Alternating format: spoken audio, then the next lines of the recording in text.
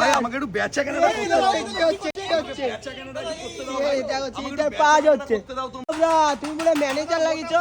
বিরিয়ানি তো দেখালাম, এবার আমাদের ভাই তোমার ম্যানেজার দেখো, তোমার ম্যানেজার ম্যানেজার আছে, সবই তো দেখছো। ওই যে ম্যানেজার। ভাই আমাকে একটু বেচা কেনাটা করতে দাও।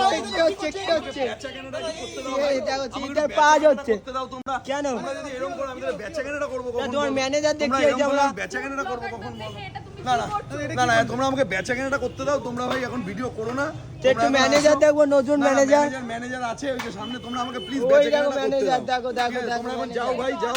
তোমরা আমাকে বেচা কেনাটা করতে দাও। এখন যাও যাও যাও। দেখো, তোমরা দেখো। এখন যাও, আমাকে বেচা কেনাটা করতে চালাই দাও। দিচ্ছ না তো? চালিয়ে দেওয়ার জন্য না, না না, আমাকে বেচা কেনাও তো করতে দিতে হবে। বলো, তোমরা যদি এইগুলো করো তাহলে কাস্টমার আছে কি করে?